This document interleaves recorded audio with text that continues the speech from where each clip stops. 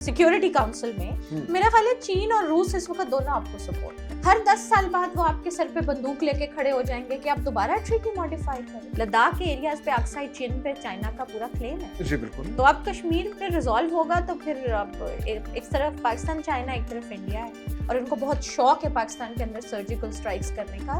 तो ये म्यांमार में पहले ये काम कर चुके हैं। They have failed to understand कि पाकिस्तान म्यांमार नहीं है, पाकिस्तान बांग्लादेश भी नहीं, पाकिस्तान इज पाकिस्तान। हम तो बहुत खुश हैं, हम तो मानते हैं जी कि it was a victory for Pakistan, but it was a tactical victory for Pakistan. तो मिलिट्री स्टैंड ऑफ के केस में तो देखें पहली दफा चीन ने भी डायरेक्टली इस कॉन्फ्लिक्ट में खुल के पाकिस्तान का साथ। क्या आपके ख्याल में Modi ji will become more belligerent in terms of Pakistan का पानी ब्लॉक करना, इस किस्म की धमकियां देना कि कतरा पानी का आने वाला नहीं? जिस तरह आज ये राजस्थान पे दी है बहुत बड़ी स्टेटमेंट, इस तरह तब मोदी जी ने दी थी हम रावी का एक कतरा भी पाकिस्तान नहीं जाए। क्या आपको लगता है कि ये मोदी जी डोमेस्टिक कंजप्शन के लिए कर रहे हैं? कोई बिहार में इलेक्शंस आ रहे हैं, उस किस्म की चीजें कि आपने 13 मई के से लेके 16 मई तक और फिर 16 मई के बाद की तस्वीरें दी हैं। आप 10 से 13 मई की दें तो उसमें डैमेज नजर आ रहा है। कुछ लोगों का डर है कि मोदी सरकार जो है वो पूरा ही पानी रोक लेगी और वो दरिया को बिल्कुल रोक देंगे। क्या ऐसा हो सकता है? एक तो सिंपल हम कह भी चुके हैं कि जी हम फिर पानी रोका तो हम जंग करें, कल वो टूटी बंद करें और यहाँ पे पानी आना बंद हो जाए। और जब पहली दफा इंडिया ने ये धमकी लगाई थी that water and blood can not flow together 2016 में, तो ब्रह्मपुत्र की एक ट्रिब्यूटरी से पानी रोक लिया था चीन, 2016 में ही रोक लिया। उसका रिस्पांस कर दिया इंडिया? कुछ भी नहीं कर सकता इंडिया। अगर आप पार्टीशन के वक्त होती तो पानी कैसे डिवाइड करती इन मुल्कों के दरमियान? मजे की बात बताऊं आपको, पानी डिवाइड नहीं हो सकता। इंडस रिवर सिस्टम में कॉन्फ्लिक्ट इंडिया पाकिस्तान का है, लेकिन Indus river system actually is shared by 4 country. Kashmir का कॉन्फ्लिक्ट, अफगानिस्तान के प्रॉब्लम्स, ईरान के इश्यूज अमेरिका के साथ। इंडिया का इशू ये है कि नेपाल से, कि नेपाल इज लैंडलॉक्ड, तो उनके सारे रास्ते इंडिया से गुजरते हैं। आवाजें दी थी इंडिया ने तालिबान को, jump in from that side, हम यहाँ से अटैक करते हो वहां से आ जाओ, मगर वो नहीं आया। जो जीता वो सिकंदर। हाँ, जो जीता वो सिकंदर, जो हारा वो चुकंदर। बिल्कुल ऐसे ही है।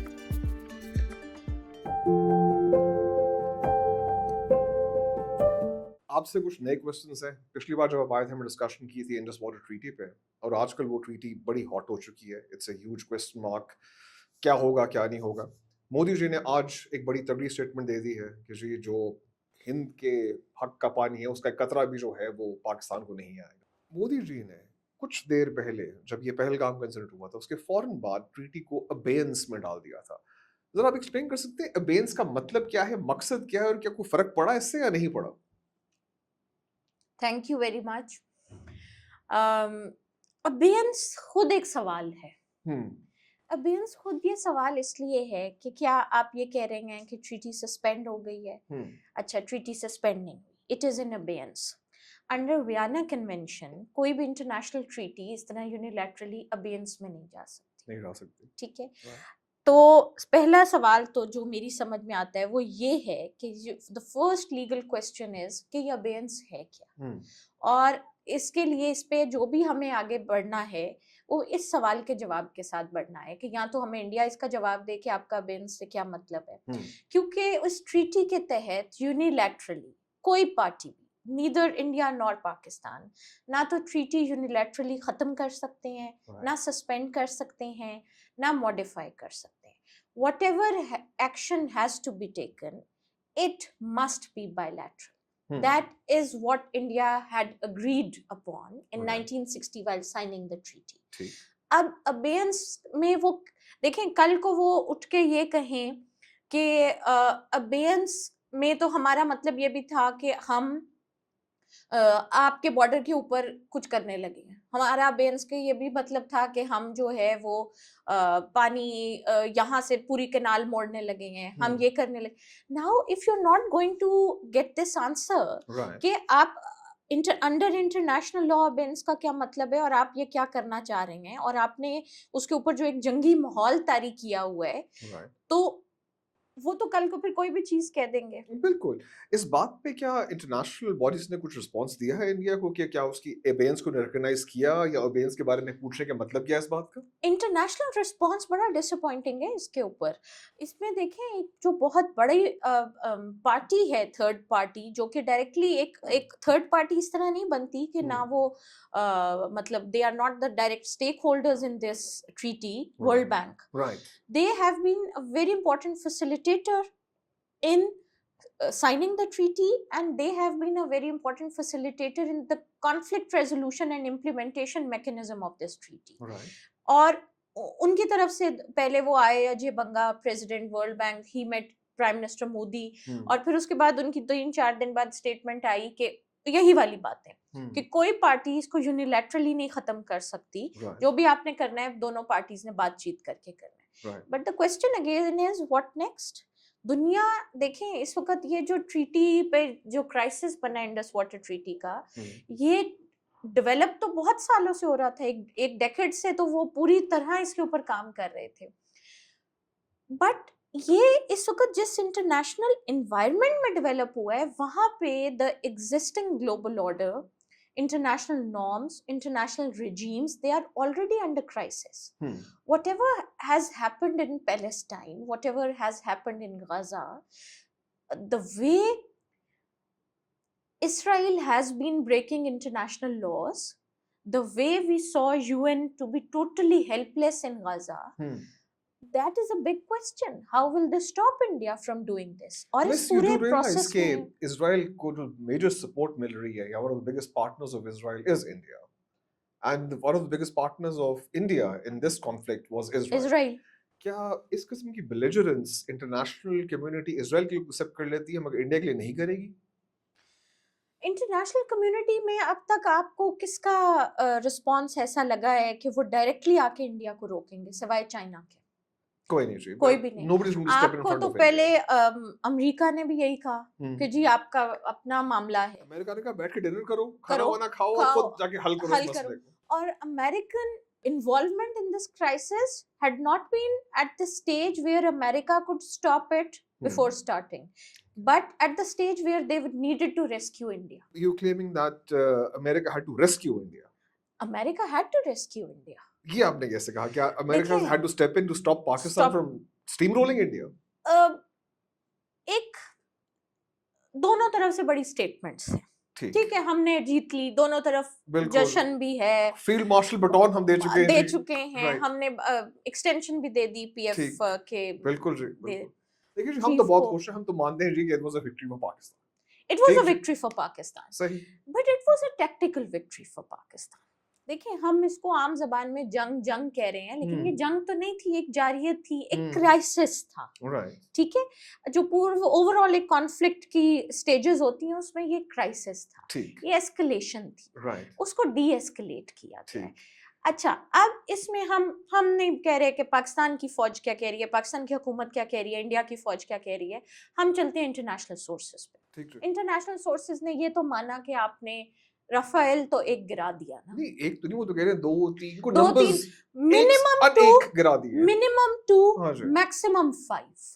पाकिस्तान एयरफोर्स क्लेम करी है मैच जीते 6-0 से वो जीते हैं, और 6-0 की कोई अभी तक तरदीद नहीं आई है इंटरनेशनली विद एविडेंस कि आपने 6 नहीं मारे। देखिए जी, फ्यूजलाज नंबर्स चाहिए, ट्रांसपॉन्डर कोड्स चाहिए, वो नहीं आज नहीं तो कल 5-6 साल के बाद डाटा सामने आ जाएगा, सैटेलाइट रिकॉर्ड्स आ जाएंगे, कितने जहाज गिराए गए हैं या कोई भी नहीं गिराया गया, पता लग जाएगा। अच्छा, वो एक बड़ी मजे की चीज है, न्यूयॉर्क टाइम्स ने 1-2 दिन पहले खबर लगाई थी कि जी उधमपुर एयरबेस की सैटेलाइट इमेजेस, ये तो बिल्कुल ठीक है, बट न्यूयॉर्क टाइम्स की भी उसकी वो उस पे रिबटल लेकर आया है कि आपने 13 मई के से लेके 16 मई तक और फिर 16 मई के बाद की तस्वीरें दी हैं। आप 10 से 13 मई की दें तो उसमें डैमेज नजर आ रहा है, और फिर ग्रेजुअली डैमेज जो है वो रिपेयर हुआ नजर आ रहा है। तो इसमें इंटरनेशनल कम्युनिटी को भी समझ आ गई है कि ये काफी कुछ हुआ है, और एयर डिफेंस में और एयर वॉरफेयर में तो ये एक बहुत बड़ा चैप्टर है, बहुत बड़ा, and it will be studied actually during the years coming. And coming back to the point, ये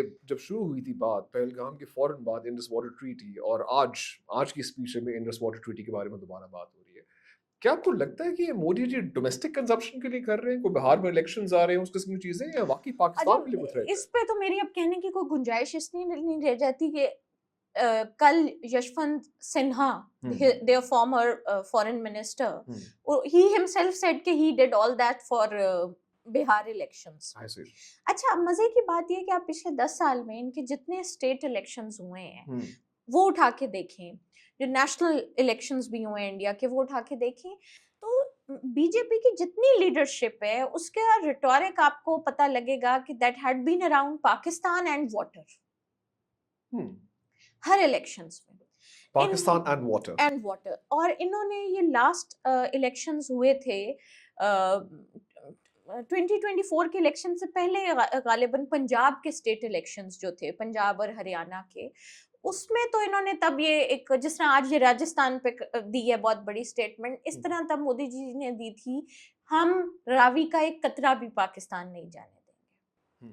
और वहां पे इन्होंने एक और डैम अनाउंस कर दिया था, तो उस पे पाकिस्तान फॉरेन ऑफिस की, यूजुअली ऐसी इनकी स्टेटमेंट्स पे पाकिस्तानी फॉरेन ऑफिस की स्टेटमेंट्स पहले नहीं आती थी, बट तब पाकिस्तान फॉरेन ऑफिस की स्टेटमेंट आई थी कि जी ये तो under Indus water treaty already आपको हम दे चुके हैं. और जहां तक वो बात हक की करते हैं, तो the question is what is their right. They already have their rightful share under the treaty. जी, they do. Ravi, Beas and Satluj. जी. वो ऑलरेडी आप ले चुके हैं, और राइटफुल शेयर जो आपने एग्री किया था अंडर द ट्रीटी वो 20% ऑफ इंडस वाटर सिस्टम था. तो अब आपको क्या एतराज है? आप ऑलरेडी 33% ब्रह्मपुत्रा सिस्टम से ले रहे हैं, आप मेघना से ले रहे हैं. तो इंडिया की तो रिलायंस एक्चुअली 3 बहुत बड़े दरियाओं पे है, इंडस, ब्रह्मपुत्रा एंड मेघना, गंगा, ये जो इसकी ट्रिब्यूट. हाँ, तो ये जो पूरा इंडिया का ज्यादा हिस्सा तो उस बेसन में आता है, ब्रह्मपुत्र, मेघना एंड गैंगीज बेसन. एक्चुअली जो मेरी समझ में आया है वो ये है कि ये जो नॉर्थ वेस्ट इंडिया है, जिसमें पंजाब, उत्तर प्रदेश, हरियाणा, फिर नीचे राजस्थान आता है, इसके लिए इन्हें बहुत जरूरत थी इंडस रिवर सिस्टम की. और एक बड़ा ख्वाब था, एक बहुत बड़ा नेहरू साहब का, कि उन्होंने यहाँ पे भाखड़ा डैम बनाना है ब्यास और सतलुज पे, और उससे ये इलाका सैराब हो जाएगा, कल्टीवेशन इंक्रीज होगी. और फिर इन्होंने राजस्थान में इंदिरा गांधी कैनाल सिस्टम बनाना था, ये राजस्थान को सरसब्ज करना चाहते थे. तो ये इसलिए उन 3 दरियाओं से कम पे तो उस वक्त भी राजी नहीं थे.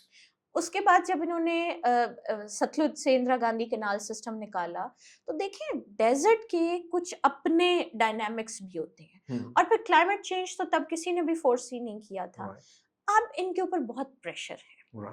पिछले 5 से 7 साल में जो एग्रीकल्चरल रिफॉर्म्स लाने की कोशिश की, एग्रीकल्चरल लॉज लाने की कोशिश की मोदी रिजीम ने, उसका भी बहुत सख्त बैकलैश है. और आप उठा के देखें खबरें कि पिछले 3 से 4 सालों में कितनी दफा लाखों किसानों ने मार्च किया है दिल्ली की तरफ. खुदकुशी बहुत की किसानों ने. 2 lakh suicides per annum average है इंडिया में फार्मर्स.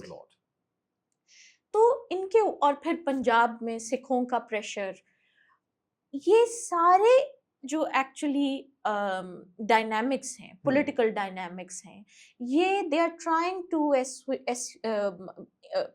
उसको थोड़ा कम करने की कूल डाउन करने की कोशिश. ये जो पॉलिटिकल प्रेशर आ रहा है मोदी जी पे, do you see it having an impact on his political strategy? अभी आज वो एक डिस्कशन हो रही थी, तो उसके अंदर मुझे कहा गया था कि जो बंदा अंडर प्रेशर होता है, they become desperate and might make some mistakes. क्या आपके ख्याल में Modi ji will become more belligerent in terms of Pakistan का पानी ब्लॉक करना, इस किस्म की धमकियां देना कि कतरा पानी कहां नहीं आने देंगे? बिल्कुल होंगे. उसके पीछे 2 रीजंस हैं. एक तो ये political pressure which is increasing, and that is certainly giving a lot of ground to Congress. और ऑपोजिशन स्ट्रांग हो रही है. दूसरा इज द आइडियोलॉजी. ये जो आइडियोलॉजी है जिस पे ये काम कर रहे हैं, और इन्होंने अपना ही प्रेशर, अपनी पॉलिटिकल जो कल्चर है इस वक्त इंडिया का, पॉलिटिकल डायनामिक्स है, उसका प्रेशर इतना इंक्रीज कर लिया है कि वो इनसे शायद अब खुद भी ना संभाला जाए. और हिंदू नेशनलिज्म जिस तरह से इन एक्शन आ चुकी है इंडिया में, इसके इंडियन सोसाइटी के लिए बहुत खतरनाक नताइज होने वाले हैं. लेकिन वो प्रेशर रिलीज कर रहे हैं, और इनको जब जब इंटरनल प्रेशर होता है पानी पे, क्योंकि देखिए पानी के मसाइल इंडिया में खुद बहुत सारे हैं. Right. क्योंकि इंडिया में जो इंडिया का फेडरलिस्ट मॉडल है, जो फेडरेशन है, वहाँ पे जो स्टेट्स हैं, इंडियन स्टेट्स, वो ज़्यादा ऑटोनमस हैं as compare to Pakistan. Right. और पानी, water is a state subject, provincial subject वहाँ पे। और फेडरल लेवल पे वहाँ पे सिर्फ एक बॉडी है जो है कॉन्फ्लिक्ट रेजोल्यूशन बॉडी है। अब इंडियन स्टेट्स जो है ना, specially southern states, north eastern states, यहाँ पे बहुत मसाइल हैं पानी के। और यहाँ, और दूसरा जो आप देखते हैं ना, नॉर्थ इंडिया का पूरा, north west to north east, almost 50% Indian आबादी वहाँ पे आबाद है। तो इंडस बेसिन, ब्रह्मपुत्र बेसिन, गैंगीज मेघना बेसिन, ये सारा 50% है। और यहाँ वाटर कंजम्पशन बहुत ज्यादा है। फिर इंडिया खुद लोअर रिपेरियन है as compare to China, in relation to China. वो प्रेशर है इंडिया के ऊपर, वो सारा प्रेशर चाइना पे तो निकाल नहीं सकते, वो पाकिस्तान पे डाल देते हैं। और उनको लग रहा है कि उनके लिए अब ये बहुत जरूरी है कि वो इंडस रिवर सिस्टम से और पानी निकाले। इस सिलसिले में इंडिया कोई पाकिस्तान से डिप्लोमेटिक ओवरचर्स करेगा क्या? आपके ख्याल में इंडिया पाकिस्तान से कोई डिप्लोमेसी की बात करेगा रिवर वाटर्स के लिए, या दोबारा जंग और लड़ाई और बाय फोर्स लेने की कोशिश करेगा? देखिए, इन्होंने जो ये शुरू किया था ना इशू, ये शुरू ही बड़े गलत नोट पे किया था 2016 में। 2016 में जब वो हुआ था, उड़ी अटैक हुआ था, तो उसके बाद ये पहली दफा प्राइम मिनिस्टर मोदी की स्टेटमेंट आई थी that blood and water can not flow together, which he reiterated second time during this crisis. और उसी वक्त इन्होंने कमीशन बैठाया था कि हम ट्रीटी रिवोक करने लगे। एक कमीशन बैठा था, लीगल कमीशन इंडिया में, और वो लीगल कमीशन ने यही समझाया था कि आप नहीं कर सकते। तो उस वक्त इनको बैकफुटिंग पे जाना पड़ा था। बट उस पिछले 9 साल में इन्होंने जिस तरह लीगली, इंफ्रास्ट्रक्चरली डेवलप किए प्रोजेक्ट्स, और फिर उसको 2016 से पहले इनको एक और झटका लगा था कि किशन गंगा पे पाकिस्तान की हक में फैसला आया था, इनके डिजाइन पे जो एतराजात थे, तो इन्होंने उस पे भी इनको बैकफुटिंग पे जाना पड़ा। तो तब से इन्होंने जो मामला शुरू किया है वही बड़े अग्रेसिव नोट पे शुरू किया है। अब बीच बीच में डिप्लोमेटिक ओवरचर्स दे भी देते हैं, तो वो ओवरऑल जो एक सिचुएशन डेवलप हो गई है, दैट्स क्वाइट हॉस्टाइल। और Indus water treaty was an issue which was held globally as a success. आपने 2 जंगों को इसने सरवाइव किया, कारगिल इशू को सरवाइव किया, कभी इसकी बात नहीं हुई। बात होती थी डिप्लोमेटिक लेवल पे। इंडस वाटर कमिश्नर इधर से जाते थे, वहां से आते थे। अब तो ये मामला यहाँ पहुंच गया है कि जो under Indus water treaty data sharing थी वो रुक गई है। जो वहां से पानी फ्लो आना था, आपको वो डाटा देते थे, वो रुक गया है। उनके प्रोजेक्ट्स के ऊपर जो डाटा है वो रुक गया है। तो आप तो बिल्कुल इस वक्त मतलब ब्लाइंड साइडेड है पाकिस्तान की, वो क्या कर रहा है। सिचुएशन में पाकिस्तान क्या रिस्पांस है? Can Pakistan go to international courts कि भाई ये डाटा हमें चाहिए या इसकी वेरिफिकेशन निकालें? What can Pakistan do to make sure India follows the treaty? I think the way forward for Pakistan, एक तो सिंपल हम कह भी चुके हैं कि जी हम फिर पानी रोका तो हम जंग करेंगे। इस बारे में हम बात करेंगे because that is a very important question कि अगर पानी का रुकना जंग तक लेके जाता है, then the water wars are here, और अगर वो स्टार्ट उनका यहाँ से होना है, it's a very scary situation to be in. दूसरा जो रास्ता है पाकिस्तान के पास, मेरी अपनी जो अंडरस्टैंडिंग है कि देखें, पहला रास्ता तो आपके पास लीगल ही है ना, आप लीगल में जाएंगे। अच्छा, legal process is very good, लेकिन लीगल प्रोसेस का रास्ता बड़ा लंबा है और बड़ा टाइम टेकिंग है। और आप जितना वक्त इंडिया को मिलता जाएगा, और मेरा ख्याल ये है कि उनकी अंडरस्टैंडिंग भी यही है और उनकी कैलकुलेशन भी यही है, उन्हें वक्त चाहिए। उन्होंने चनाब के ऊपर कुछ प्रोजेक्ट्स को बड़ी तेजी से अपस्केल करना है, और वो सिचुएशन इसमें आना चाह रहे हैं कि अब तो हम प्रोजेक्ट्स बना चुके हैं और हम वाटर विदहोल्डिंग कैपेसिटी डेवलप कर लें। वाटर विदहोल्डिंग कैपेसिटी, क्योंकि अभी तक अंडर इंडस वाटर ट्रीटी ये किसी भी जगह अभी run of the river projects हैं। ऐसा रेजर्वॉयर नहीं है, ना इनको इजाजत है चनाब पे बनाने की जहां से ये पानी रोक सकें पूरा। जेहलम जहां से निकलता है कश्मीर में आता है, वहां उसकी ओरिजिन के ऊपर ऐसे पॉइंट्स बहुत कम है जहां पे रेजर्वॉयर बन सके। तो ज्यादा ये चनाब के ऊपर इसलिए इनका फोकस है। अच्छा, जो एक और पॉइंट मैं यहाँ हाईलाइट कर दूं कि वो जो आप डिप्लोमेसी की बात कर रहे थे, पिछले 18 माह में इंडिया 3 खत लिख चुका है पाकिस्तान को। ये इंडिया से कम्युनिकेशन आई पाकिस्तान को कि आप ट्रीटी मॉडिफाई करें, ट्रीटी का मॉडिफाई करना बहुत जरूरी है और हमारे साथ बात करें। उनमें पाकिस्तान ने कोई जवाब नहीं दिया और ये जो आखिरी खत 30 जनवरी को आया था, इसके जवाब में पाकिस्तान ने गालिबन एक खत लिखा है कि हम मॉडिफिकेशन पे नहीं आना चाहते। ओके। तो वो तो डिप्लोमेसी के लिए उन्होंने हुज्जत तो कायम करने की कोशिश मगर की। देखिए जो इंडिया तो कह रहे हैं हम पाकिस्तान से कोई बात नहीं कर रहे, हमने कोई खत वो तो नहीं। अब इसके बाद कर रहे हैं ना, पुलवामा के बाद अच्छा, उन्होंने 30 जनवरी तक हमारे पास खत आ रहे थे, हम उस 3 खत आ चुके हैं। 3 खत आ चुके। ये जो कुछ लोगों का डर है कि मोदी सरकार जो है वो पूरा ही पानी रोक लेगी और वो दरिया को बिल्कुल रोक देंगे, क्या ऐसा हो सकता है?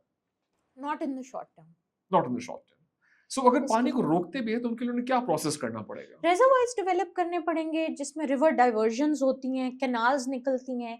किशन गंगा प्रोजेक्ट का एक ये है, उसमें पार्ट है, एक कैनाल है जो एक्चुअली डाइवर्ट कर रही है पानी को 100 किलोमीटर तक और फिर वो वापस लाके नीलम रिवर में फेंकती है।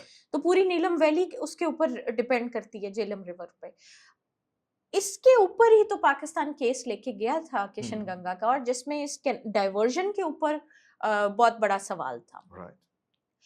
अब देखें, बात यह है कि ऐसा नहीं हो सकता कि कल वो टूटी बंद करें और यहाँ पे पानी आना बंद हो जाए, लेकिन पॉइंट ये है कि ग्रेजुअल इम्पैक्ट आएगा और वो आता चला जाएगा और 10 साल में वो वाज़ह होना शुरू हो सकता है।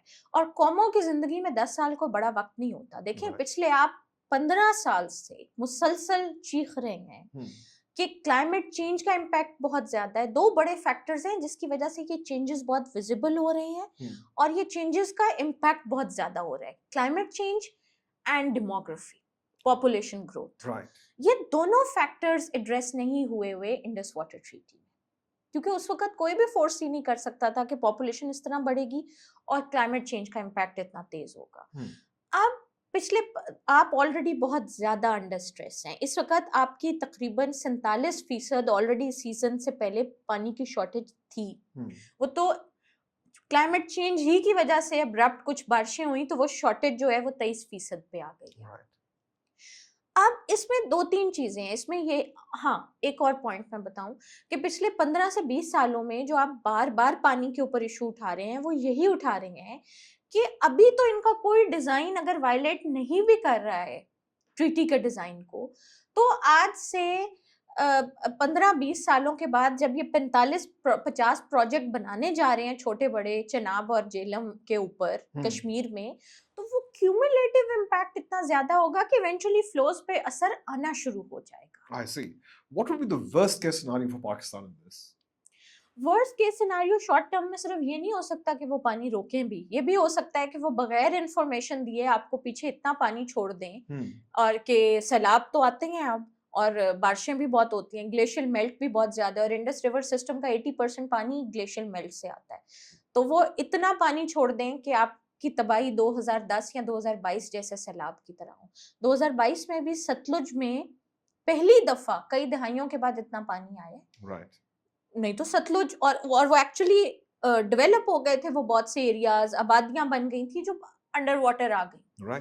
तो आप 1/3 of Pakistan had been submerged in 2022 floods. तो हम सिर्फ पानी रोकने की बात करें, हम सिर्फ वो बात नहीं करते कि पानी बहुत ज्यादा छोड़ भी सकते हैं। दूसरा एक और बहुत सी इंपॉर्टेंट चीज है जिस पर बहुत कम बात होती है क्योंकि वो एक साइंटिफिक इशू है। और जब भी हम पानी की बात करते हैं ना, तो पानी एक ही वक्त में water issue is scientific, political and legal. आप किसी डायमेंशन को इग्नोर नहीं कर सकते। जब दरिया रास्ता बदलता है ना, या तो वो नेचुरली बदल रहा हो, जब इन प्रोजेक्ट्स की वजह से बहुत ज्यादा तेजी से रिवर डाइवर्जन होती है तो नेचुरल जो हाइड्रोलॉजी है उस रिवर बेड की वो डिस्टर्ब होती है। और जो अंडर वाटर, क्योंकि जो ग्राउंड वाटर है इस पूरे रिवर बेसन का, that is also charged bye these rivers. तो वो जो ग्राउंड वाटर है उसकी हाइड्रोलॉजी में चेंजेस आनी शुरू हो जाती हैं और वो पानी टॉक्सिक होना शुरू हो जाता है। ये जब इंडस वाटर ट्रीटी के नतीजे में सतलुज रिवर इन्होंने पूरा डाइवर्ट किया और हमने उसके नतीजे में 8 कैनाल्स बनाई, लिंक कैनाल्स, ताकि उन 3 वेस्टर्न रिवर्स का पानी सतलुज बेड में डाला जाए सतलुज बेसिन में, उसके बावजूद आपके सतलुज रिवर बेसिन के बहुत से इलाकों में हाइड्रोलॉजी चेंज हो चुकी है, इंटरेस्टिंग, इकोलॉजी चेंज हो चुकी है।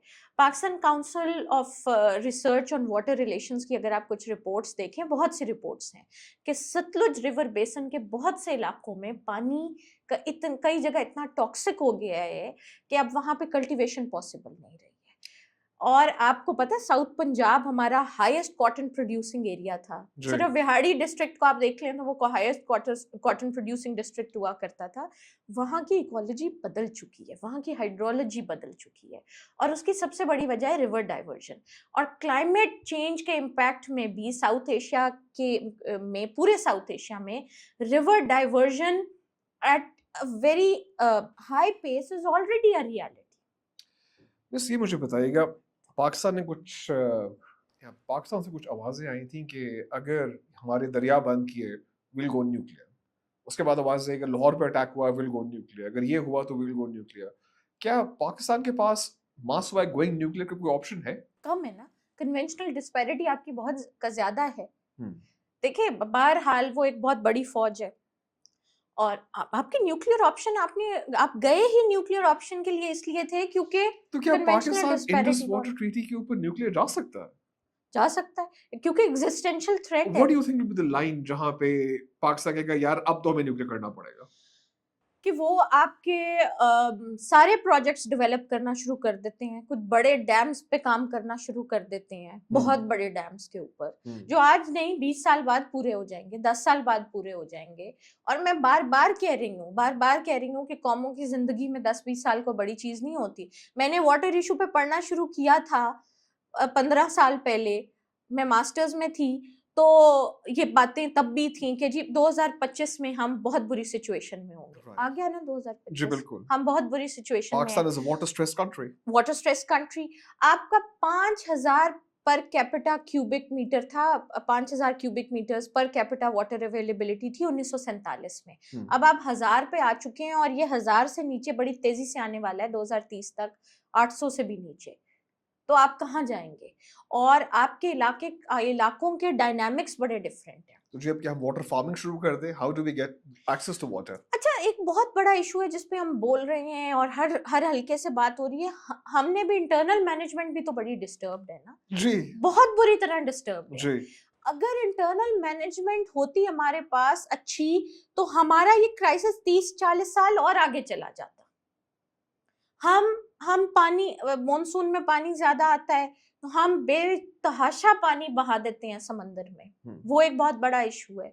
और देखें वो एक लीगल इशू तो है कि आप बहा रहे हैं बहुत ज्यादा पानी, तो आपका तो ऑलरेडी पानी जो है वो सरप्लस में है, तो आप बहा रहे हैं। वो तो इशू ये है कि आपने रिजर्वॉयर्स डेवलप नहीं किए हैं।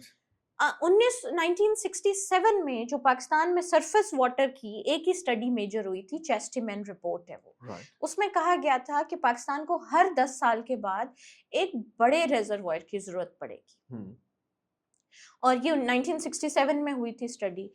और उसके बाद आप देख लें तरबेला मंगला के बाद आपने क्या बनाया है।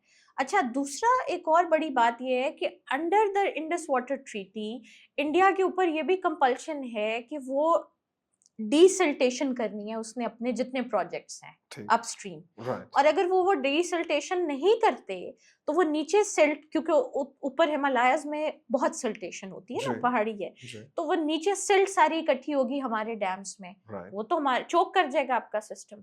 तो वो वहां से ये भी आया था कि फिर ठीक है हम डीसिल्टेशन भी रोक देते हैं।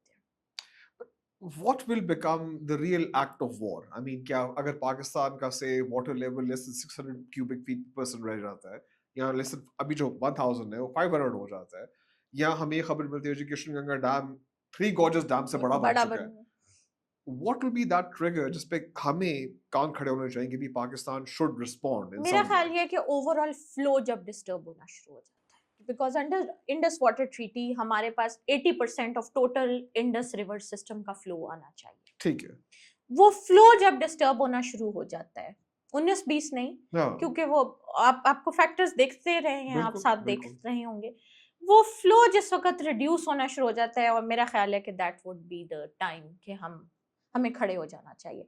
लेकिन मेरा ख्याल है कि इस वक्त भी हमें 3 हफ्ते गुजर चुके हैं तकरीबन, हमें फौरी तौर पे लीगल प्रोसेस में चले जाना चाहिए। फौरन, ये आगे बहुत डिले हो गया, हमें लीगल प्रोसेस में फौरन चले जाना चाहिए। इस लीगल प्रोसेस में क्या China will be a player in this whole situation? China party नहीं बनेगा। उसकी वजह यह है कि चाइना खुद डाउनस्ट्रीम नहीं है, चाइना अपस्ट्रीम है, अपर रिपेरियन है। और चाइना एक्चुअली जो तिब्बत रीजन है that is known as the water tower of Asia, Asia के बड़े 10 दरिया वहां से निकलते हैं। और चाइना की मैसिव हाइड्रो डेवलपमेंट है, और चाइना की किसी के साथ कोई वाटर ट्रीटी नहीं है, किसी लोअर रिपेरियन कंट्री के साथ। इसमें चाइना नहीं आएगा। See, that is what concerns me. अगर इंडिया पाकिस्तान का पानी बंद कर सकता है तो चाइना जो है इंडिया का पानी बंद कर सकता है। ये क्या एक मैक्सिकन स्टैंड ऑफ है बिटवीन दीज थ्री कंट्रीज? इन्होंने खुद प्रेसिडेंट दे दिया है चाइना को। और जब पहली दफा इंडिया ने ये धमकी लगाई थी that water and blood can not flow together 2016 में, तो ब्रह्मपुत्रा की एक ट्रिब्यूटरी से पानी रोक लिया था चीन ने, 2016 में ही रोक लिया था। उसका रिस्पांस क्या दिया इंडिया ने? कुछ भी नहीं कर सकता इंडिया, ना कोई ट्रीटी है। इंडिया ने बड़ी अजीब हरकतें की हुई हैं। ओके, बड़ी मजे की बात है। बड़ा इंडिया खुद भी एक डायलेमा में है और वो इससे कोई सबक नहीं सीख रहे जी। इंडिया की जो डॉक्ट्रिन थी, लीगल डॉक्ट्रिन जो ये पहले फॉलो करते थे इंडस वाटर ट्रीटी साइन होने से पहले, वो थी टोटल सॉवरेनिटी की। ओके, कि जितना भी पानी हमारी टेरिटरी में हम यूज करेंगे। ठीक। और पाकिस्तान की थी टेरिटोरियल इंटेग्रिटी। उसका मतलब ये है कि लोअर रिपेरियन के इक्विटेबल राइट्स हैं। अब जो डाउनस्ट्रीम फ्लो जो है that is sacrosanct, you let it flow. अब इंडिया ने वो ली थी हरमन डॉक्ट्रिन, एक लीगल हरमन डॉक्ट्रिन थी जो कनाडा और अमेरिका के दरमियान थी। और मजे की बात यह है कि America had already foregone that doctrine, क्योंकि वो बड़ी एक अनपॉपुलर सी डॉक्ट्रिन थी कि कोई भी अपर रिपेरियन ये नहीं कह सकता कि मैं सारा पानी पी लूं और यूज कर लूं और कोई नीचे मिलता है मिलने वाले को या नहीं मिलता। ये तो इंडिया ने अपनी पोजीशन चेंज की थी इंडस वाटर ट्रीटी से 20% शेयर लेने के लिए। नहीं तो इंडिया तो 1948 में ही इन्होंने सबसे पहले आपका पानी बंद कर लिया था। 1947 अगस्त में पाकिस्तान बना था। सितंबर 1947 में इन्होंने आपको पहला खत लिख दिया था कि पानी जो माधोपुर फिरोजपुर हेडवर्क से आ रहा है पानी, वो चूंकि अब हेडवर्क्स हम मैनेज करते हैं तो वो हमारा पानी है। आपको पानी चाहिए तो बैठ के मुआहदा करें अलहदा। पाकिस्तान की साइड पे ये अंडरस्टैंडिंग थी इंजीनियर्स की भी कि रेडक्लिफ अवार्ड में जो इलाके हमारे पास हैं तो पानी तो एक नेचुरल फ्लो है, वो आता रहेगा। ये नेग्लिजेंस भी हुई उस वक्त बहुत बड़ी कि पानी पे बात होनी चाहिए थी, लेकिन रेडक्लिफ अवार्ड में किसी और अवार्ड में आपको पानी की कोई बात नहीं मिलती। अगर आप पार्टीशन के वक्त होती तो आप पानी कैसे डिवाइड करती इन मुल्कों के दरमियान? मजे की बात बताऊं आपको, पानी डिवाइड नहीं हो सकता, water has to be shared. और जब 1951 में ये इंडस रिवर सिस्टम का शुरू हुआ था, ये भी एक बड़ी मजे की कहानी है कि ये कैसे शुरू हुआ था। Professor Lilienthal was a great scientist and a hydrologist, और जो अमेरिका में टेनेसी वैली अथॉरिटी बनाई थी, 7 स्टेट्स के में से जो टेनेसी रिवर गुजरता है उसकी एक ऑटोनमस अथॉरिटी बनाई गई कि पानी जो है वो सब पे गुजरे और उसकी एक जॉइंट डेवलपमेंट हो। अमेरिकी फेडरलिज्म में states are very autonomous, very autonomous and very cooperative too. वो जो टेनेसी वैली अथॉरिटी है वो अपने अंदर एक बहुत बड़ी एग्जांपल इसलिए है क्योंकि वो सुपरसीड करती है उन स्टेट पावर्स को। और वो 7 स्टेट्स बहुत गरीब इलाके थे मिडलैंड अमेरिका में वो, और उनके बहुत से प्रॉब्लम्स होते थे, डिस्प्यूट्स होते थे। तो professor Lilienthal had developed that and he was Tennessee Valley Authority के चेयरमैन थे। तो prime minister Nehru had called him, अच्छा, कि आप यहाँ आए और हमारा एक बहुत बड़ा विजन है। ब्रिटिश गवर्नमेंट ने एक्चुअली एक they envisaged a huge project, Bhakra project at the confluence of Beas and Sutlej, Jammu से बिल्कुल नीचे इंडिया में। वो फिर पार्टीशन हो गई और उसके बाद prime minister Nehru had a very interest, lot of interest in this issue. तो उन्होंने बुलाया था उनकी एडवाइस के लिए।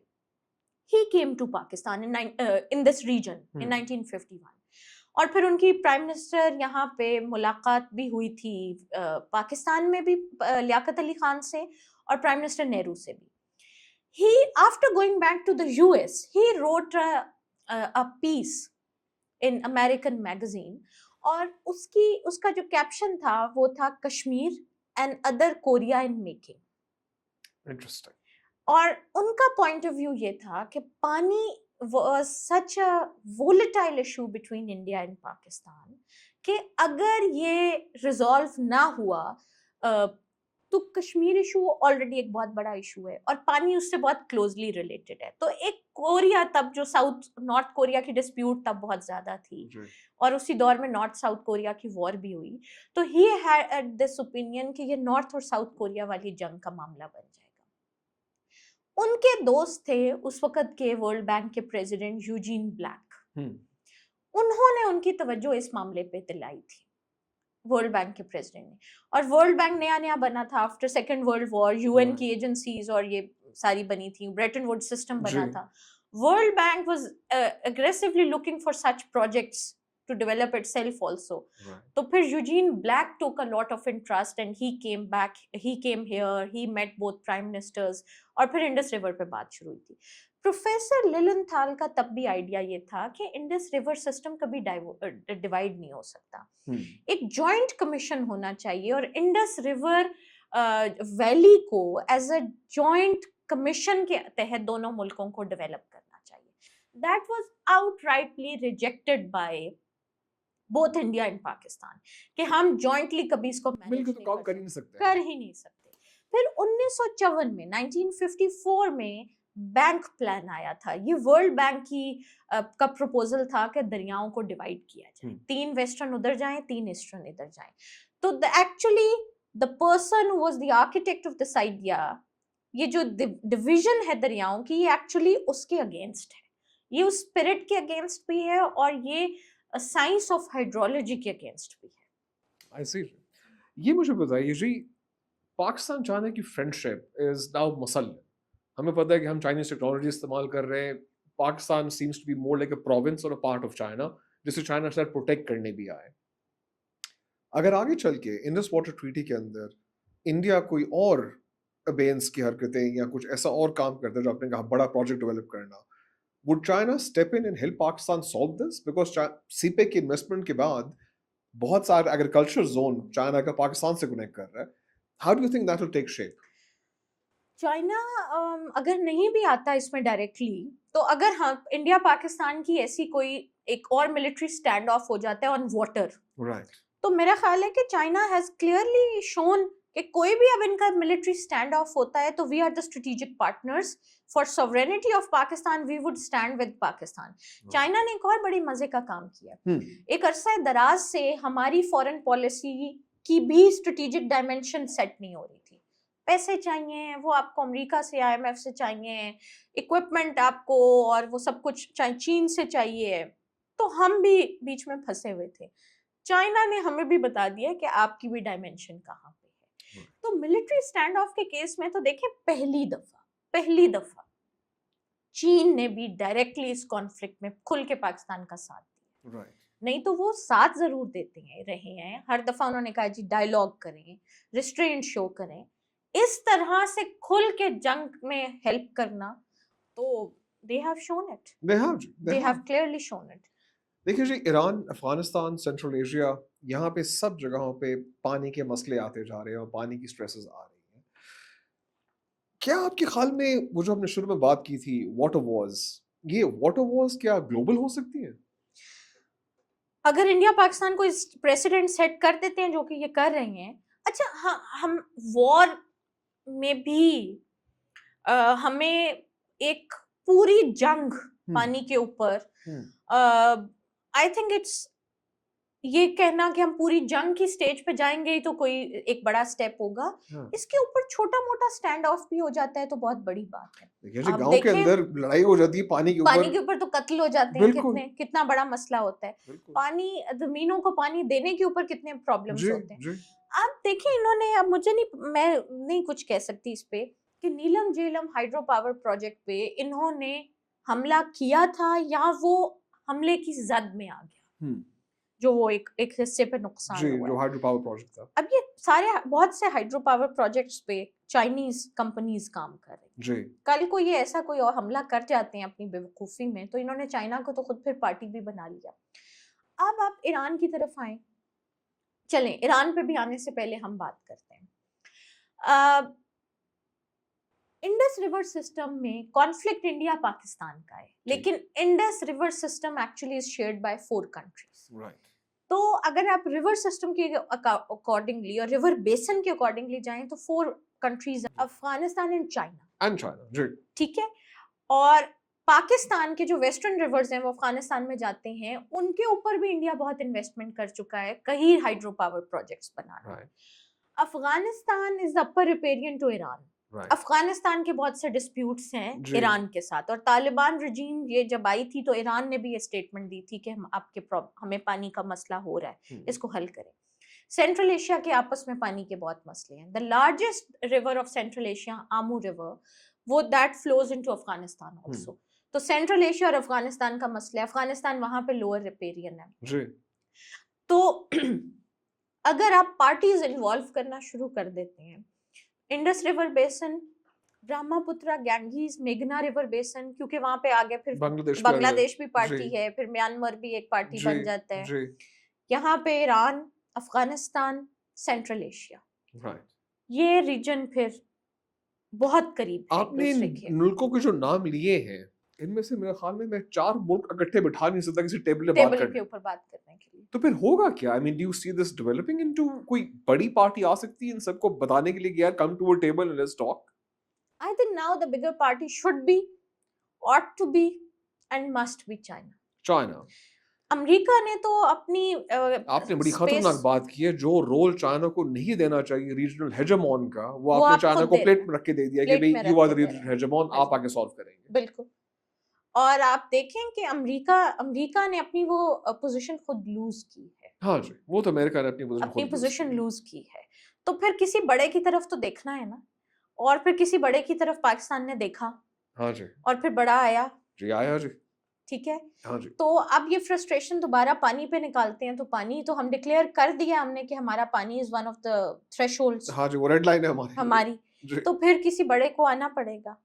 तो फिर क्या इसमें अब शंघाई कोऑपरेशन ऑर्गेनाइजेशन आ सकती है, क्या वर्ल्ड बैंक की जगह एशियन इन्वेस्टमेंट बैंक को बैठना पड़ेगा, क्या एससीओ को बैठना पड़ेगा?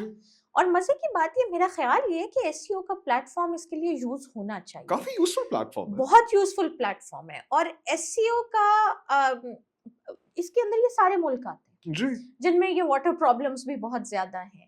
और देखें, जैसा मैंने अभी कहा ना कि प्रोफेसर लिलिनथाल रोट दैट पॉइंट कि अगर आप ही रोट दैट पीस कि अगर आप कश्मीर का मसला हल करना चाहते हैं तो आप पानी का मसला पहले हल कीजिए।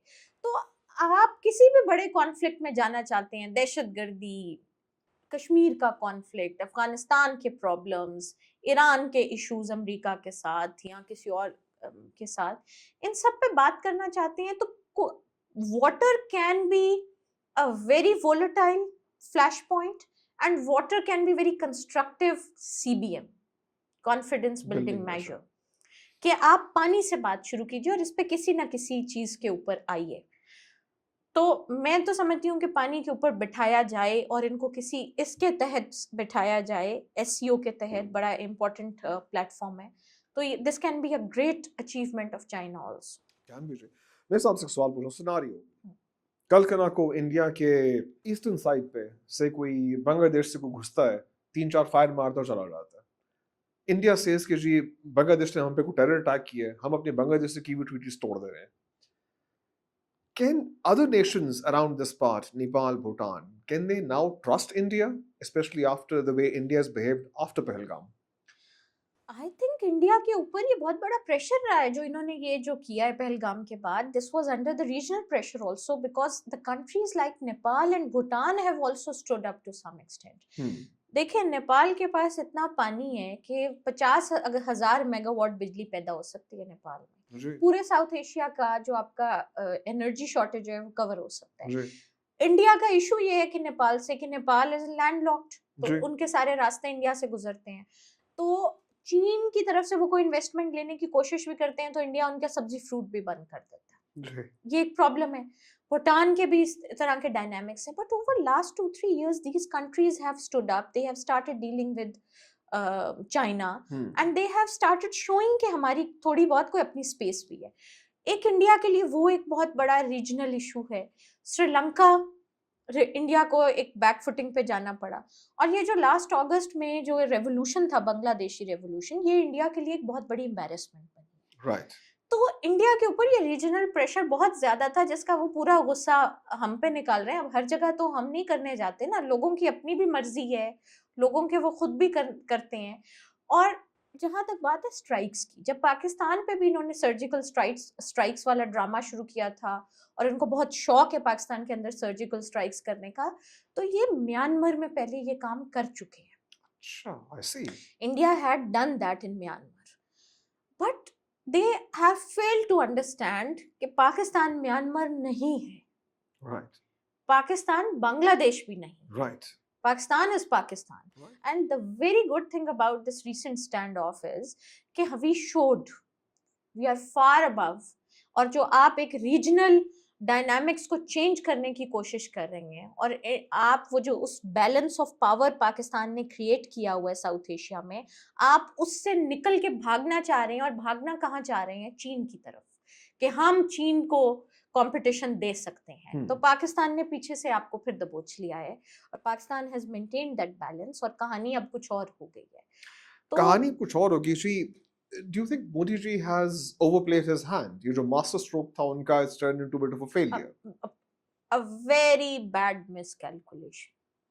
I think they are quite overconfident. They have been overconfident. और उसकी आपको और मेरा ख्याल ये है कि ये पॉलिटिकल लेवल पे ओवर कॉन्फिडेंस बहुत ज्यादा था। उसका एविडेंस आपको ये भी मिलता है कि इन्होंने इससे बिल्कुल पहले नॉर्दर्न कमांड के कोर कमांडर को हटाया, एयर वाइस एयर चीफ को हटाया। कोई ना कोई आवाज तो वहां से आ रही थी ना, जो उन्हें हटाया गया। लेकिन क्वेश्चंस तो इंडिया में बहुत सारे उठाए जा रहे हैं इस पूरे क्राइसिस के ऊपर, क्या हुआ क्या नहीं हुआ। There are a lot of Indians who are actually making memes by themselves कि हमारी गवर्नमेंट ने क्या किया, which ठीक है भाई, डेमोक्रेसी में ऐसा होता है, and I hope there is room in every democracy for that. By the way, 8,000 social media accounts block किए हैं उस अरसे में इंडिया। जी, आपको पता है हमारा चैनल ब्लॉक हो चुका है इंडिया में। We are also blocked in India, but जी उनकी मर्जी है जी, डेमोक्रेसी है, डेमोक्रेसी में बैन लगते हैं, ये नई चीज देख रहा हूँ मैं।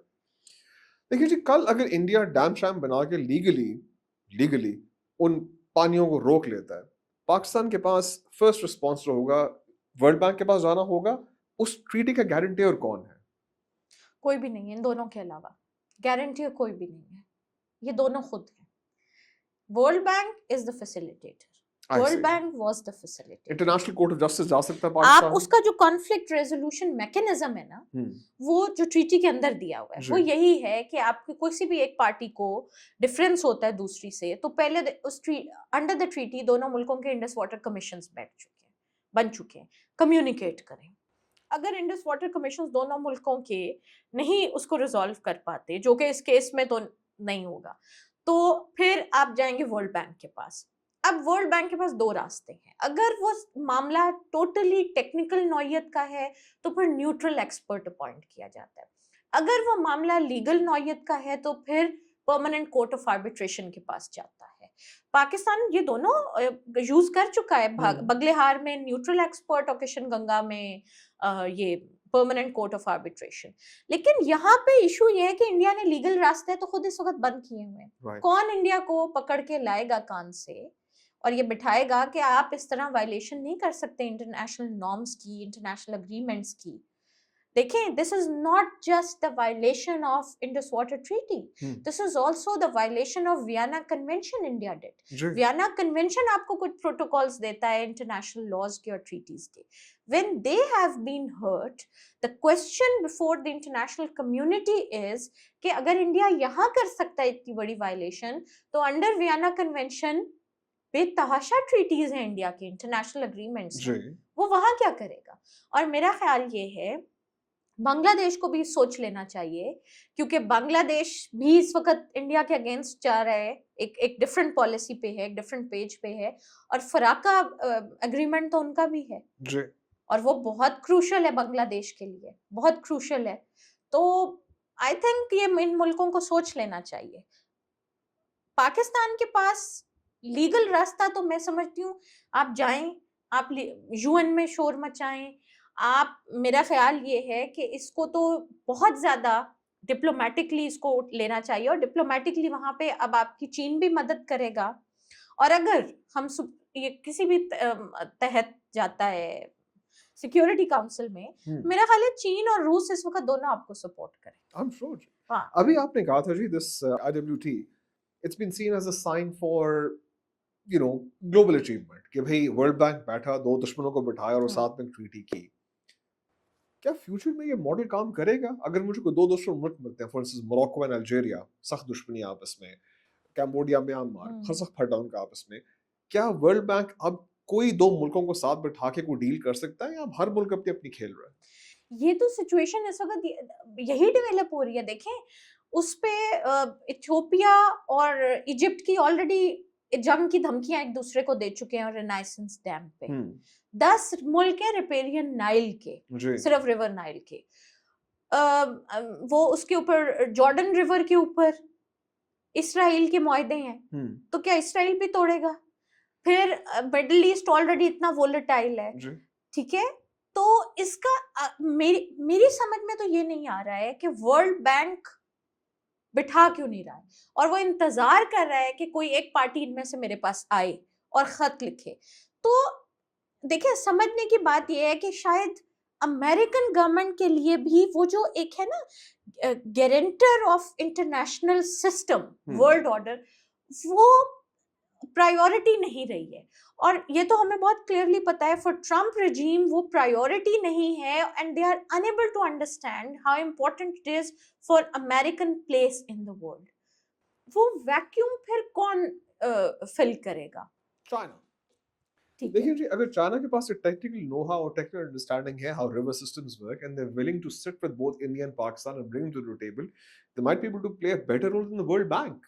हम कौन होते चाइना को रोकने वाले कि भाई आप दोनों मुल्कों को कान से पकड़ के सामने नहीं ला सकते? मेरे ख्याल में इतनी पावर है इंडिया के साथ ट्रेड चाइना की इतनी, को कान से पकड़ सकते हैं। बिल्कुल एंड पाकिस्तान तो वैसे ही जी, हम उनकी बात सुनने को हमेशा तैयार रहे हैं, हमने कब उनके खिलाफ वोट किया है। बिल्कुल बिल्कुल। So is it possible that China takes a more fatherly role towards both India and Pakistan and say कि भाई अब तुम लोग बच्चे आपस में लड़ना बंद कर दो, साथ बैठो, मेरी बात सुनो? मेरा ख्याल है चाइना इंतजार करेगा, इट कैन फॉर श्योर, लेकिन मेरा ख्याल है चाइना इंतजार करेगा। किस चीज का? चाइना अभी इंतजार करेगा for the failure, another American failure on this, क्योंकि इस वक्त तो जिस प्रेसिडेंट ट्रम्प बहुत ताज बनाया हुआ है, उन्होंने सीज फायर को अपने सर न्यूक्लियर वॉर रखवा दी, तो खुद अपने हाथ से, और उन्होंने कहा है कि मैंने दोनों को कहा है कि आई एम ट्रेड करें। बिल्कुल। तो पाकिस्तान के तो ऑलरेडी सबसे ज्यादा एक्सपोर्ट्स अमेरिकन मार्केट्स में हैं, और पाकिस्तान ऐसा क्या बनाता है कि आप मजीद $10 अरब पे ले जाएंगे आईफोन बनाना शुरू करें कल हम।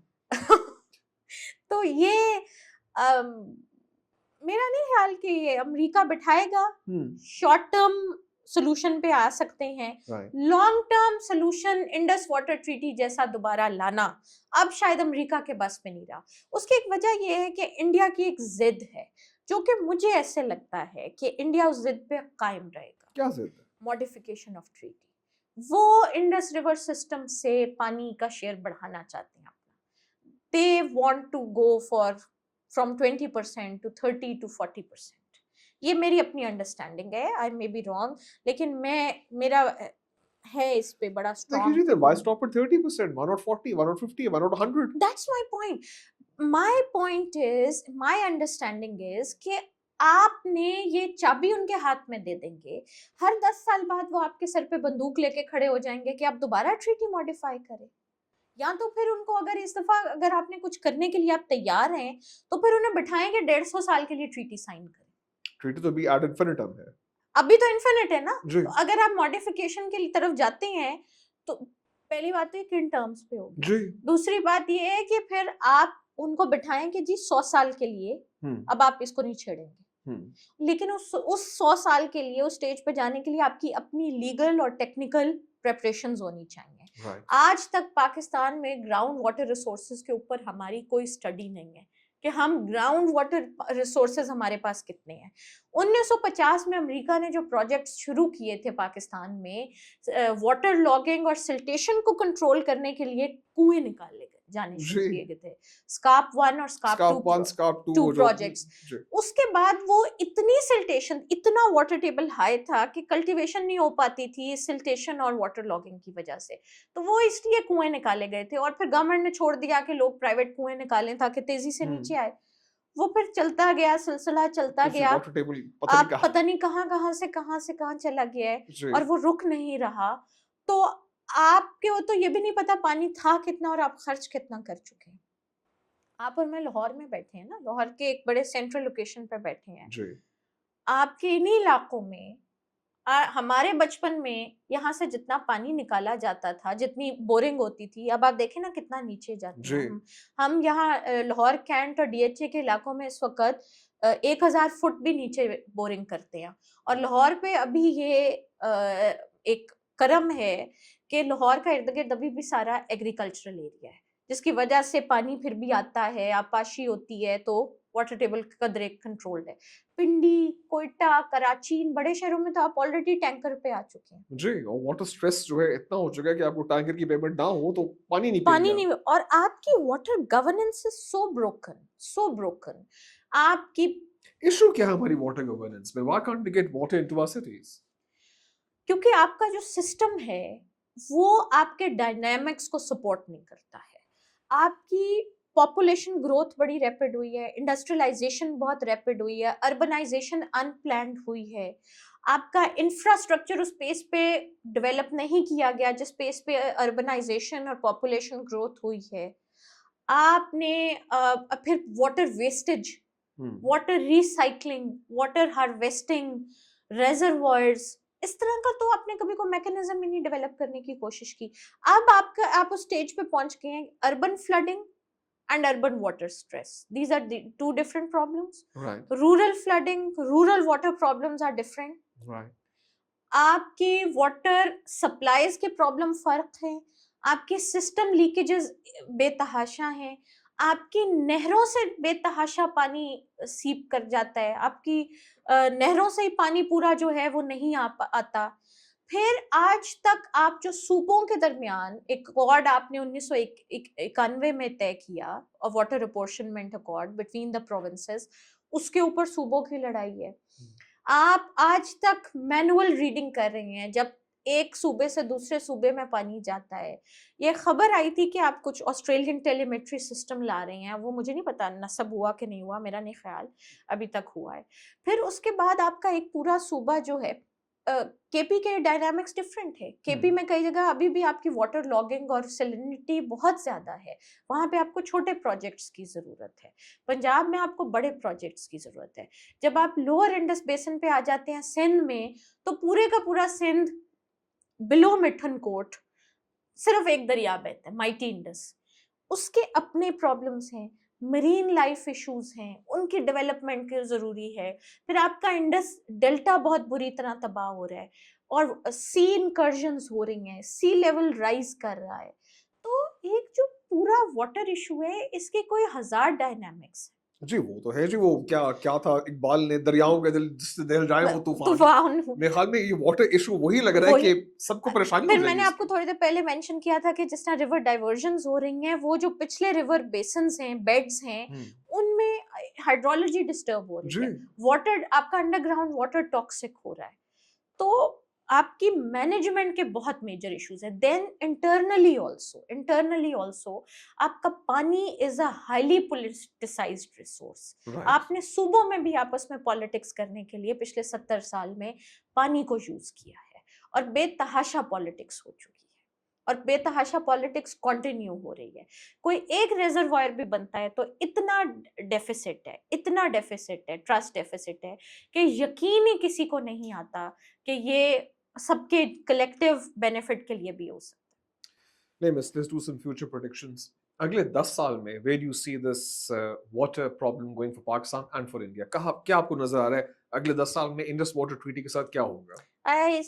Unfortunately I see it getting severe, क्योंकि इंटरनल वाटर प्रेशर्स बहुत हैं, क्लाइमेट चेंज बहुत है, पॉपुलेशन प्रेशर बहुत ज़्यादा है, हॉस्टाइल एनवायरनमेंट बहुत ज़्यादा है.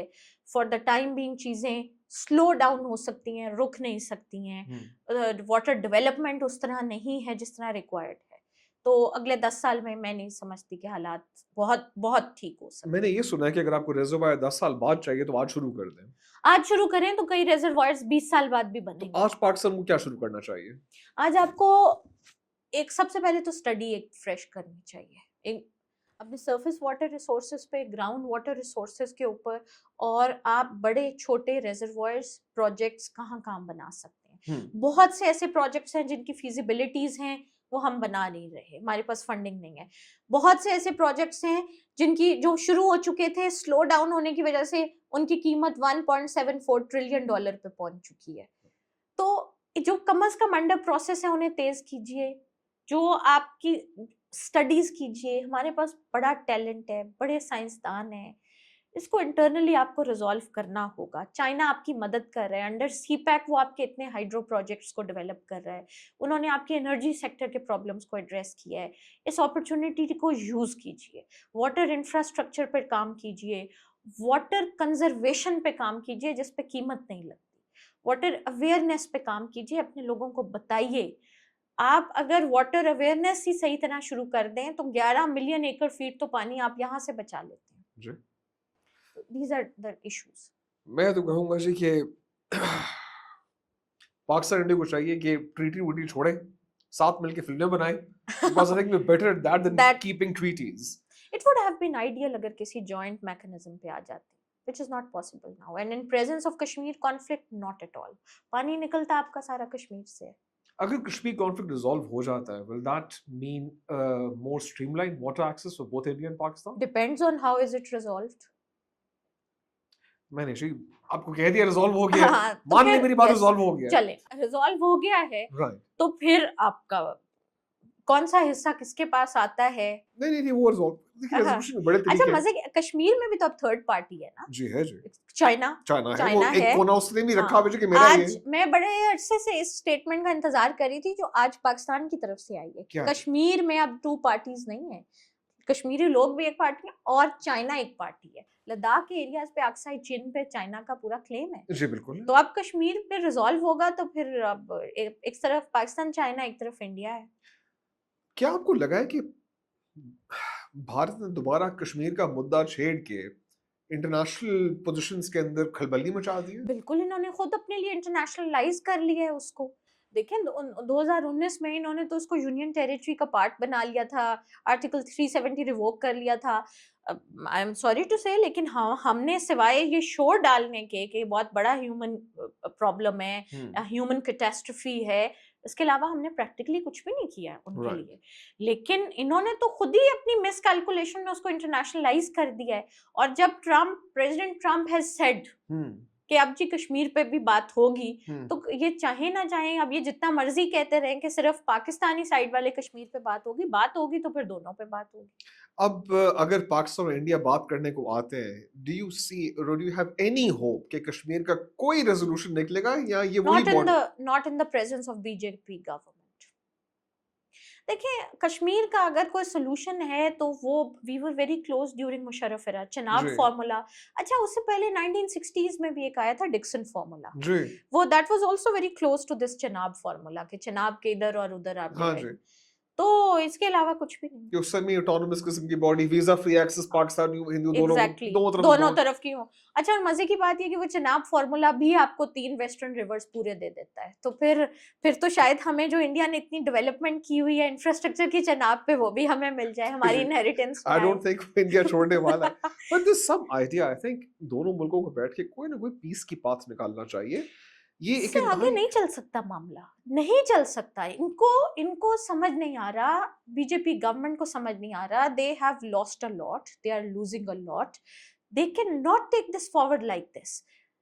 1.5 अरब की आबादी है तकरीबन, दुनिया की सबसे बड़ी डेमोक्रेसी है, The way it is behaving is highly irresponsible.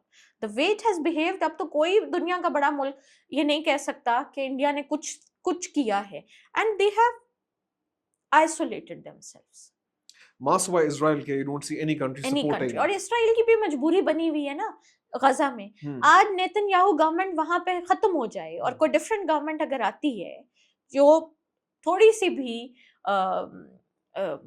Right wing से डिस्टेंट पार्टी है, आपको लगता है इसराइल की ये पॉलिसी कंटिन्यू रहेगी? इसराइल के अपने इंटरनल प्रेशर्स इतने ज्यादा हैं. The pace at which Netanyahu is facing his corruption charges, जिस तरह उनको पुलिस ग्रिल करती है, कोर्ट्स ग्रिल करती हैं, he is also frustrated from that and. तो इसराइल तो खुद बड़े इस वक्त थिन थ्रेड पे है. मुझे कभी लगता है कि India is trapped in its own rhetoric. It is. अगर वो ऐसे हरकतें नहीं करते जिस तरह आज जो स्टेटमेंट आई है जी कि पानी का खतरा नहीं जाने देंगे, इन्हें अब ये बढ़ के इससे बड़ी स्टेटमेंट, इससे बड़ी हरकत, इससे बड़ा हमला करना पड़ेगा, otherwise they simply remain isolated. देखें, जो पॉपुलिस्ट रिजीम्स होती हैं ना, जो पॉपुलिस्ट पॉलिटिशियंस होते हैं, उनका डायलेमा ये होता है कि they become the victim of their words and their slogans. आप टेम्परेचर इतना राइज कर देते हैं. देखिए, पॉलिटिकली आपको कहीं ना कहीं बैक स्टेप भी लेना पड़ता है, कॉम्प्रोमाइज भी करना पड़ता है. आप लोगों का टेम्परेचर इतना राइज कर देते हैं कि आपके लिए नामुमकिन हो जाता है कोई भी पॉलिटिकल बैक स्टेप लेना. तो जितनी भी राइट विंग पॉपुलिस्ट पॉलिटिक्स है पूरी दुनिया में, आप देखें, वो अपने लिए मुसीबत डालते हैं. इवेंचुअली प्रेसिडेंट ट्रम्प को क्या करना पड़ा है? हम चीन को तबाह कर देंगे, ये कर देंगे, वो कर देंगे. 145% पे आके कहाँ गिरे हैं? 30% और 10% टैरिफ. तो और इसकी जो कीमत अभी इन्हें अदा करनी पड़ेगी, जो इंडस्ट्रियलाइजेशन का ये पंडोरा खोलने की कोशिश कर रहे हैं और एक technology based, knowledge based American economy को ये शिफ्ट कर रहे हैं कि हम दोबारा सुई धागे की मैन्युफैक्चरिंग पे आ जाएंगे तो शायद हम कोई अमेरिका में रेवोल्यूशन ले आएंगे. That's a flawed economic theory. तो पॉपुलिस्ट पॉलिटिक्स का यही अंजाम होता है इन द एंड, जो आपको और मुझे पता है कि नाज़ीज का क्या हाल है. अगर आप नाज़ीज रोशन करें तो एक तो यहाँ तो वो ग्लोबल पावर बन के गन मचा देंगे, या जो आपके बाकी फैशिस्ट के साथ हुआ है अच्छा नहीं होता. हमारा अच्छा नहीं होता. हमारी खुशकिस्मती ये है कि इस रीजन में बिल्कुल साथ ऊपर चीन बैठा हुआ है, which is a direct check on this fascist politics, new fascism. लेकिन दुनिया तो कहेगी कि चीन खुद बड़ा फैशिस्ट है. आई थिंक अगर आप सोशलिज्म को फैशिज्म दुनिया कहना चाहती है तो कह ले, but Chinese model I think is very feasible right now. वो कहते हैं जी this is socialism with the Chinese characteristics. हमने डेवलप करके दिखाया है, हमने 80 करोड़ लोगों को गुर्बत की लकीर से निकाल के दिखाया है. हम दुनिया की फास्टेस्ट ग्रोइंग इकोनॉमी है, हमने एक इकोनॉमिक पेस डेवलप की है, ठीक है. हम किसी मेजर पॉलिटिकल इकोनॉमिक क्राइसिस का शिकार नहीं है चीन जी. कोविड के बाद सबसे ज्यादा इकोनॉमिक रिकवरी अमेरिका ने की थी, लेकिन वो ट्रांसलेट ही नहीं हो सकी पॉलिटिकल सक्सेस में because of the dilemmas of Biden regime and that ultimately fell to Trump regime. So it has become a huge political crisis for America itself. Don't get me wrong, I love China. I think जो उन्होंने तरक्की की है उस पे तो कोई शक ही नहीं हो सकता. एक important जो उनकी फॉरेन पॉलिसी का एलिमेंट है ना, जिसके साथ they are coming up, that is आप जिस भी पॉलिटिकल सिस्टम पे हैं आप रहें. Let's share development. And the pace with which they are going into Africa and East Asia, and now South Asia, that's brilliant. That's brilliant. And this all makes 64% of global population. They have 25 years strategic agreement with Iran. I think जिस तेजी से ये Abraham accord करवा रहे हैं और करवाएंगे, middle east में भी चाइना एक बड़ी पावर बन के उभरेगा. I'm sure इसमें कोई शक नहीं है that China has made massive investments in Africa, massive investments in other parts of Asia. Israel में भी चीनी इन्वेस्टमेंट्स बहुत ज्यादा हैं. The investment of China is global, इसमें कोई शक नहीं है. But at the same time, I think freedom, access to information, इस किस्म की चीजों पे चाइना के ऊपर सवालात हैं. Which then again, उनका सिस्टम है, जो मर्जी चाहे करें, हम कौन होते पूछने वाले. But the West has questioned China about its freedom, human right violations. There's only one party. मैं कहने को तो 400 पार्टियां, मगर जीतती सिर्फ एक ही है. जी. हाँ जी. लेकिन देखें, बात ये है कि सिस्टम की लेजिटिमेसी जो होती है, जो स्टेट लेवल पे भी और इंटरनेशनल लेवल पे भी, और एक्सेप्टेबिलिटी वो होती है जो सिस्टम डिलीवर कर रहा होता है। अमरीकी डेमोक्रेटाइजेशन, अमरीकी रिजीम चेंजेस तब तक चल रही थी जब तक अमरीकी ये डिलीवर कर रही थी, और कोई पावर राइवल नहीं थी। अब सवाल ये नहीं है कि चाइना धकेल रहा है अमेरिका को, सवाल ये है कि अमेरिका पुल बैक कर रहा है। और जब अमेरिका पुल बैक कर रहा है, और पिछले 20-30 सालों में हमने देखा है their counter terrorism, their global war on terror, regime change, democratisation, that has created a mess world wide. उसके बहुत सारे डिस्कंटेंट्स हैं।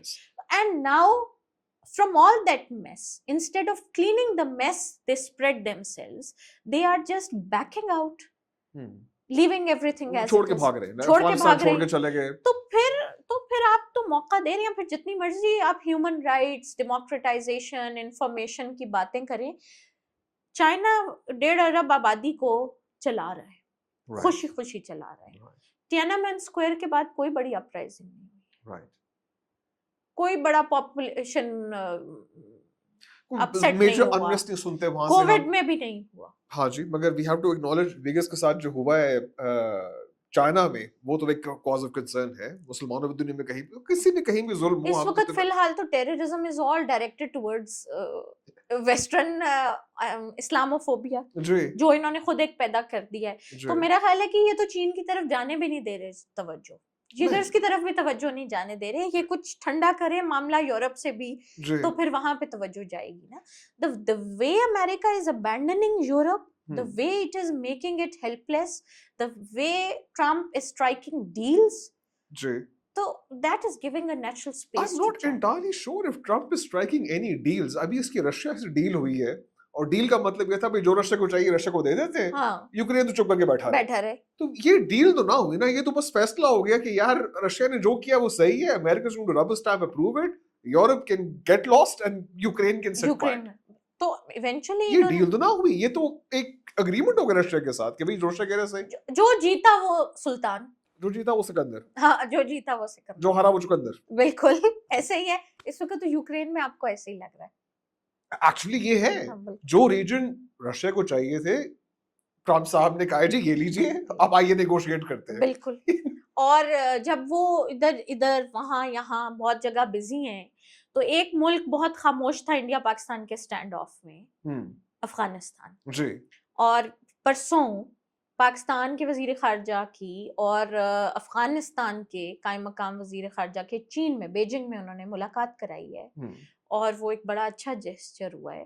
तो चीन तो जहां जहां से सिरे जोड़ रहा है वो जोड़ है। और देखिए यही बात होती है, जो एक ग्लोबल पावर का इमेज होता है ना as a facilitator of peace building, ये बहुत अहम होता है। As a facilitator of conflict mechanism, conflict resolution, ये बहुत अहम होता है।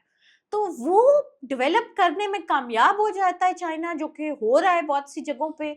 और जितना वोलेटिलिटी इंक्रीज होती चली जाएगी, मेरा ख्याल है वो होते चले जाएंगे, because they have something to offer. सुनने में आया था कुछ आवाजें दी थी इंडिया ने तालिबान को, आए नहीं वो कि आ जाओ, I mean jump in from that side, हम यहाँ से अटैक करते हैं वहां से आ जाओ, मगर वो नहीं आया।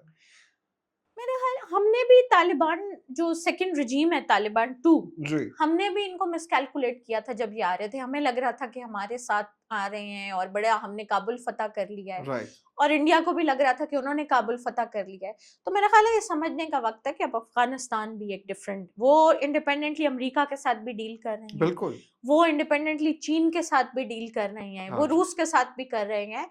तो it's a time to sit on a table with Afghans also, across the table, बैठें, अपने डायनामिक्स, जो आपके जिन इश्यूज के ऊपर बायलैटरल एग्रीमेंट्स नहीं है, इट्स वेरी इंपॉर्टेंट कि हम ईरान के साथ, अफगानिस्तान के साथ बातचीत करें, because that's going to give us leverage whenever we have to sit with India on table, क्योंकि अभी आपको बिठाना तो है।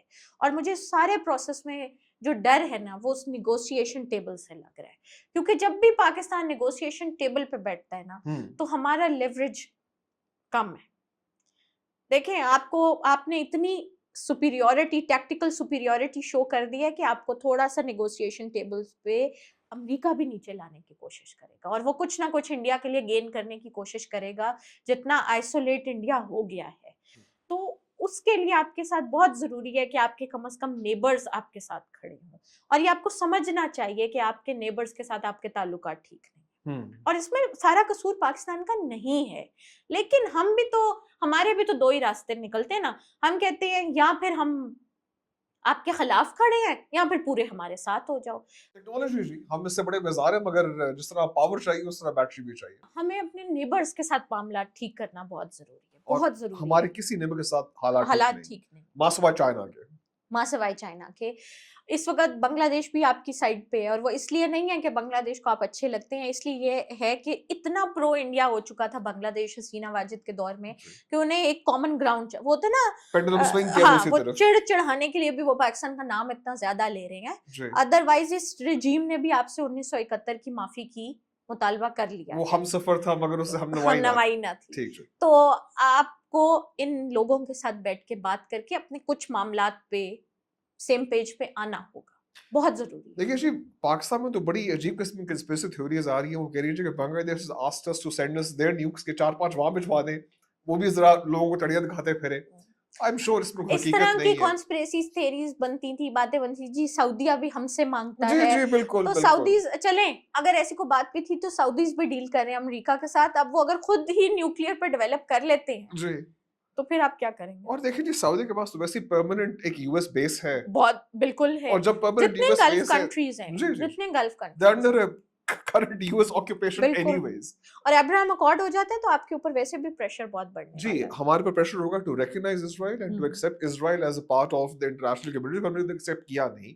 मेरे ख्याल में अगर अब्राहम अकॉर्ड्स हो जाते हैं जिसमें सऊदी अरेबिया के साथ हो जाता है, तो फिर आप तो बहुत प्रेशर आएगा कि बहुत प्रेशर आएगा, बहुत प्रेशर आएगा। Miss, thank you so much, Dr. Saab. It's been very kind.